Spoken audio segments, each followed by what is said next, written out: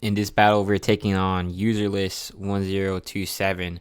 Unfortunately, it's been some time since I've actually been able to upload because the game went down, and also like all the clips that I had with Mega Banette got corrupted. So unfortunately, a couple of good battles will be lost forever, but that's all right. Really, the goal of today's video is just to show you all if Mega Banette is good or not. The rest of this team was actually meant to counter the legendaries in this meta. So Gastrodon here can take on Kyogre. Um, Skeledirge can take on Xerneas. I mean, there's like a lot going on here. It's more. It would be better to just explain it as we get to it. So, anyways, let's lead with the Banette just to give it an opportunity to actually get in the game. He's gonna start with his Garchomp there. Not necessarily an ideal matchup, however. Okay, so we know now that he has an item. This would be a good matchup. Wait, what was I trying to say?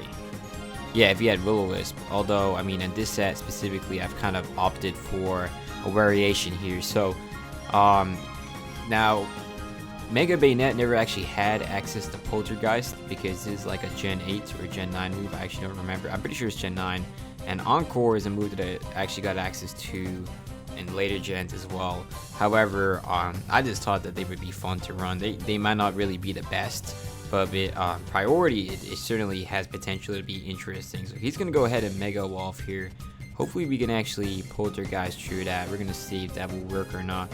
And hopefully we outspeed. I don't believe we will in the first turn, but maybe after that we should. And I don't believe he one-shots.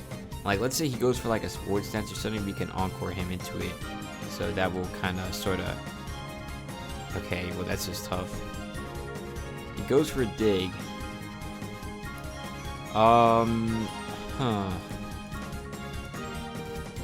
There's no reason for us to really have to take that though. Yeah, I would have preferred to have not had to go for this, but we're gonna do it anyways just because it's the safest play here. And primarily I do want to preserve Banette. I mean, I'm definitely gonna try and use it, but let's flip turn and see if we can bring it back in. Hopefully not on another Dig. Hopefully he does something stupid that we can Encore. He probably won't though, but okay. Well, yeah, that's good. It does have a pretty high chance of missing. Poltergeist, however, should not really be missing too often. Okay. Goes for a Surf. Shouldn't really hit that hard.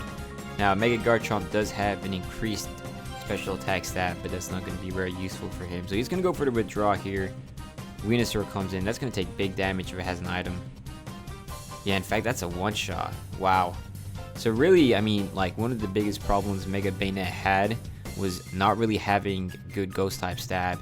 So Poltergeist isn't necessarily perfect, but it is actually relatively nice with the 165 base attack. I don't know how great it is though, because at the same time it is kind of lacking in speed and defenses, but it certainly has potential to do a lot of damage, as y'all can see right here. Looks like all his Pokemon have items, and that could also be a problem.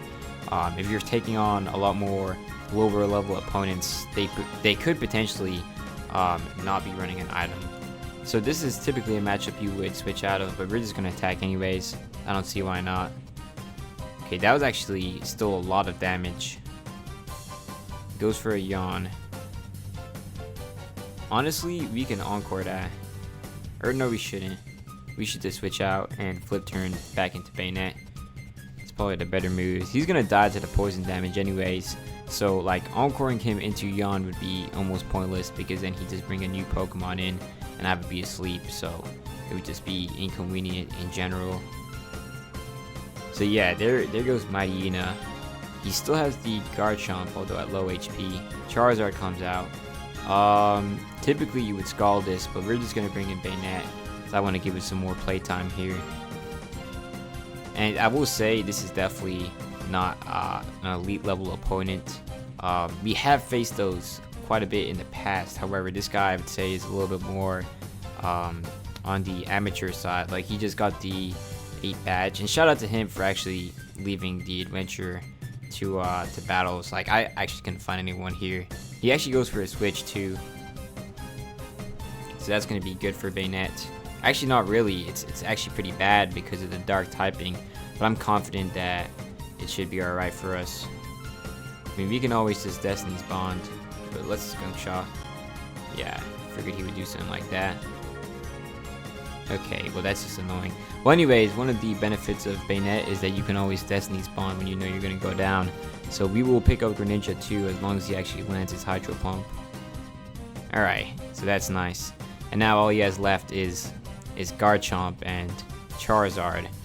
And they should lose to Espeon, to be honest. Espeon can beat them.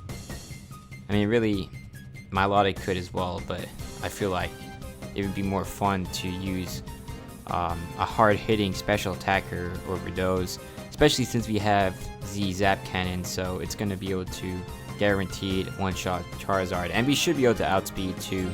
So yeah, let's go ahead and try to Gigawatt Havoc, and that should finish off the game.